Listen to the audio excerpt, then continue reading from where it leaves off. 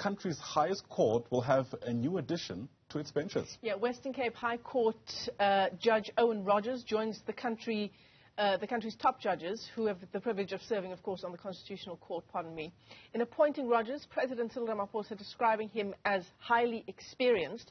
Let's bring in Mbekezeli Benjamin from Judges Matter, who joins us now for some analysis on this appointment. Great to speak to you as always, Mbekezeli. What do we know about Judge Owen Rogers and what he brings to this position? Good morning, Michelle, and to the viewers at home. Well, we know quite a bit about Judge Rogers. We know that he's an experienced judge, and even before then, he was one of the leading senior counsel at the Cape Bar. So he's had quite a number of years as a lawyer at the Constitutional Court. Since at least 1994, he's been leading some of the biggest constitutional law cases. But I think the biggest value that Judge Rogers brings to the Constitutional Court is his experience in commercial law. So he's been a judge of the Competition Appeal Court. He's been a tax lawyer. He's been a company law lawyer. So all of the qualities of commercial law, which the Constitutional Court doesn't have enough of, he brings. So he will have quite a bit of experience that he brings as a judge and as a lawyer, and he'll contribute to a gap that currently exists at the Constitutional Court. Yeah, in the information that we received alongside his appointment here in his bio, it says Judge Owen Rogers appears as adept with the violin and the piano as he is with the law, according to his supporters. But of course, there are his detractors as well. They include Barnabas Xulu, that's the personal lawyer of Rogers' boss, the Judge President of the Western Cape Division of the High Court.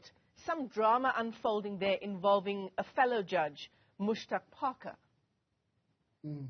So yes, it's about 2 years ago now, there was a complaint that was filed against Justice Rogers, and it was filed by Judge Hlophe's lawyer, Mr. Barnabas Xulu, and that complaint concerned his judgment, Judge Rogers' judgment that involved a 20 million rand payment that was made by the Department of Fisheries. So there was quite a bit of controversy around that. But when it came to the interview that he did in 2019, or at least in early 2021, he was specifically asked about the complaint, and he says it is with the Judicial Service Commission, and he has not heard anything about that. That issue was raised again in his interview in April, and again, the JSC said, look, before us, the complaint seems not to have progressed much, so it's not fair to keep this complaint as a stumbling block to his progress.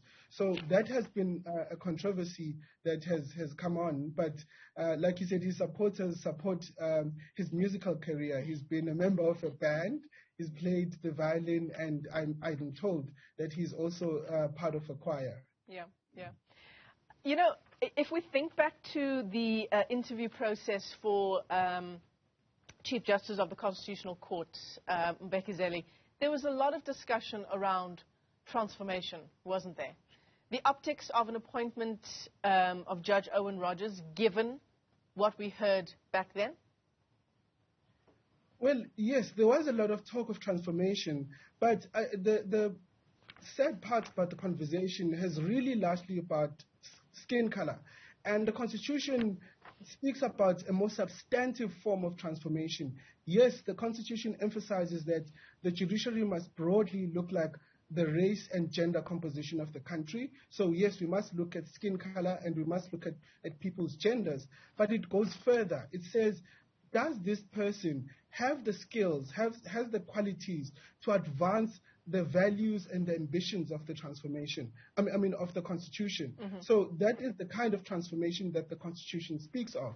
And so even if we're looking at the the racial composition of the Constitutional Court, yes, Justice Rogers is a white man, but there are no white men in the Constitutional Court currently. But I think the transformation standard that we must measure him and we must measure all judges is how far can he advance the Constitution. And we know from his IEC judgment, which allowed the 2021 local government elections to go ahead, that he does have a good sense of the Constitution and the values that underlie it. And I think that's an important quality. Yeah, certainly. And of course, I must add, Michelle, that yes, we do need more women in the Constitutional Court. We've never had more than 4, and even if Justice Meyer is appointed as Deputy Chief Justice, we will not have reached any further than we were 5 years ago. Yeah. So I think for the next round, there should be a woman that is put forward as a candidate for the Constitutional Court.